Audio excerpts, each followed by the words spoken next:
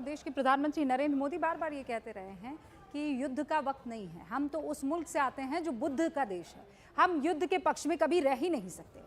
इससे पहले जब जब ये बात आई, मुझे तो ध्यान है, आपने भी बहुत सारे वो मीम्स देखे होंगे जहां पर ये कहते थे वॉर रुकवा दी, पॉपो का इस्तेमाल होता था। और आज देखिए पोलैंड के उप विदेश मंत्री ये कह रहे हैं कि अगर प्रधानमंत्री नरेंद्र मोदी नहीं होते तो न्यूक्लियर वेपन का इस्तेमाल करने से रशिया किसी कीमत पर कोताही नहीं बरतता। रूबिका, इस चीज को अगर समझना हो ना तो मैं एक चीज बताता हूं। रूस के पास नाटो की तुलना में 10 गुना ज्यादा टैक्टिकल न्यूक्लियर वॉरहेड है। जो अभी सिद्धांत जिसका जिक्र कर रहे थे, ये टैक्टिकल न्यूक्लियर वेपन जो होते हैं ना, ये हिरोशिमा में जो इस्तेमाल हुआ था उससे बताया जाता है कि 10 गुना ज्यादा डेंजरस होते हैं। नंबर एक। नंबर दो, जो सिद्धांत ने जिक्र किया, prime minister Narendra Modi is the only leader, मतलब इकलौते पूरे दुनिया के इकलौते नेता हैं जिन्होंने पुतिन के मुंह पर कहा कि ये दौर युद्ध का नहीं है। नंबर दो। नंबर तीन, सबसे इंपॉर्टेंट चीज, सिद्धांत अगर मुझे करेक्ट करिएगा अगर मैं गलत हूं, ये 2022 के अंत की बात है।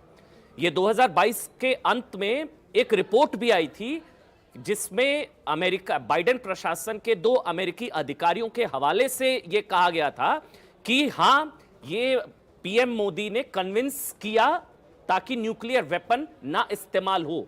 तो ये सिर्फ पोलैंड के उप विदेश मंत्री की बात नहीं है। इससे पहले अमेरिका के बाइडेन प्रशासन के 2 सीनियर लेवल के जो सीनियर अधिकारी हैं उनके हवाले से भी इस बात का जिक्र हो चुका है कि प्रधानमंत्री नरेंद्र मोदी की वजह से 2022 के अंत में रूस लगभग, बल्कि यह भी बताया गया था, वो भी बल्कि न्यूक्लियर वॉरहेड तैनात भी कर दिए गए थे बेलारूस में। सिद्धांत ज्यादा बताएंगे, वहां पर तैनात भी कर दिए गए थे। बहुत टेंस सिचुएशन थी। 2022 अंत बेलारूस में तैनात कर दिए गए थे।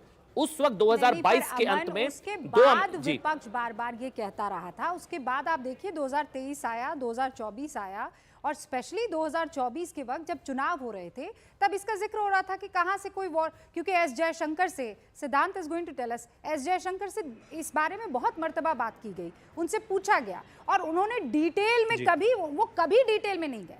लेकिन जब अब पोलैंड के उप विदेश मंत्री की तरफ से सिद्धांत की बातें कही जाती तब कह सकते हैं, वरना ये होता ना कि अरे मुंह मियां मिट्टू बन रहे हैं भाई भारत सरकार के तमाम जो मंत्री हैं कि नहीं भाई हमने वॉर। अब ये कोई और नहीं कह रहा है, कल को ये भी हो सकता है, अमन मैं आपके पास आऊंगी, लेकिन कल को ये भी हो सकता है सिद्धांत कि कह दे भाई देखिए ये लोग गए थे वहां पे, इन्होंने कहीं ग्रहण तो नहीं कर ली है सदस्यता पार्टी की।